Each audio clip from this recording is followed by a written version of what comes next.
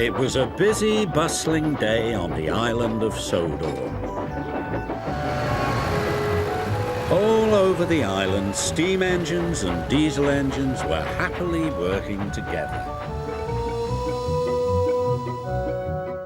That's good to know, considering there really hasn't been a full honest truce between the two sides.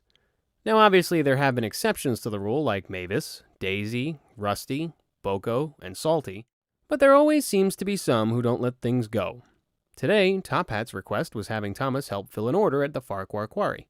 But when Thomas arrived at the quarry, he had a nasty surprise. "Oh, it's you, Oil Diesel.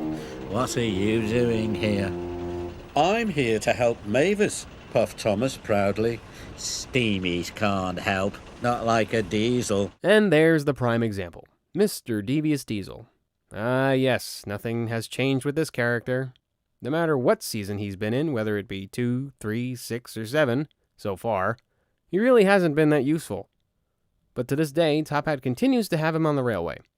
I have no clue why, other than he must see something nobody else does.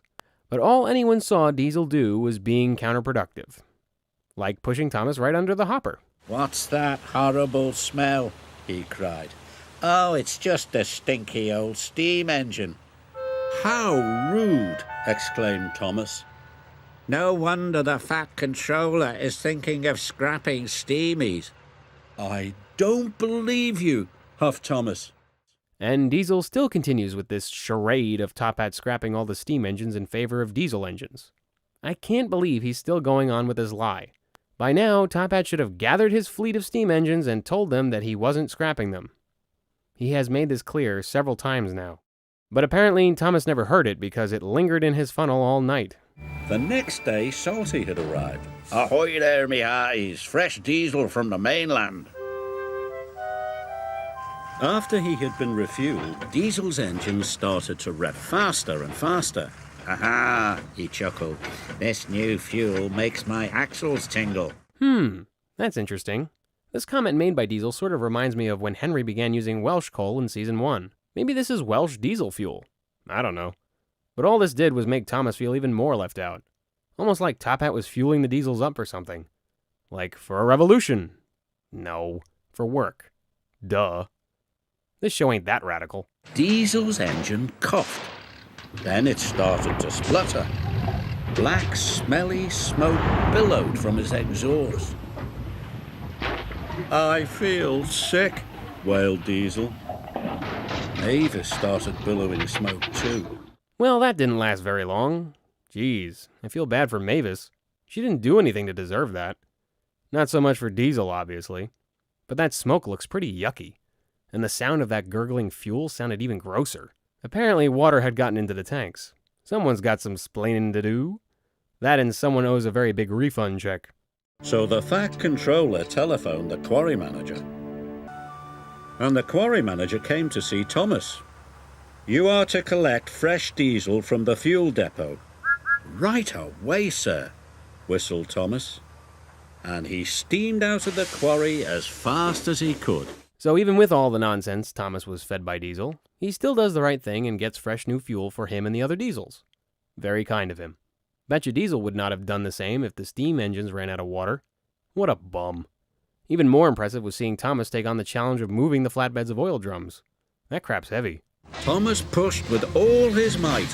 His pistons creaked and his wheels squeaked. He kept on puffing.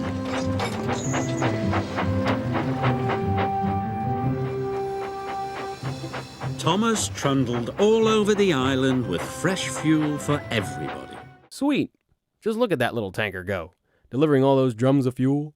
I'm surprised the fuel was just given to Thomas, though. After all, someone got water into those barrels. Maybe it was Thomas all along. For laughs, it could have been Thomas who put water into those drums to get back at Diesel for what he said. Then Thomas would have been a true evil mastermind. But that wouldn't make him a very respectable protagonist, would it? Diesel was as green as a leaf. Mavis was feeling very glum. Then they heard a wonderful noise. It was Thomas. He steamed into the quarry with one final puff. There he is, Our blue boy has made his final delivery. And before anyone knew it, all the diesels were back up and running and the quarry was going 1,000 miles an hour. I tell you, it's astonishing how well enemies can work together when there's a common issue. And while Thomas didn't get a confirmation from Top Hat about him scrapping steam engines, he did, however, commend him for the job. You are a really useful engine and a credit to the railway. Thank you, sir. And even Diesel had to admit that Thomas is a very special engine. Even if he is a steamy. Thus begins the new lingo, steamies and diesels. This episode was okay. Having Thomas help out a group of individuals who aren't all 100% on his side is important. Sometimes the best way to treat those who don't like you is with kindness. Setting aside differences for a common cause is also important, which is what happens when the diesels get their bad fuel. It was also nice that we got to see Mavis again. While she still didn't do a whole lot, this was probably the most she's been focused on since her appearances in Buffer Bother and Salty's Secret of Season 6. This is also the first time we are hearing Angelis voice Diesel, Mavis, and Salty, all of which sound good too. The locations shown were pretty limited, but nothing unappealing. Seeing the fuel depot was a welcome return, seeing that the last time it was shown was Put Upon Percy of Season 5. And the other was Farquhar Quarry, where Diesel does his ditty dance fart.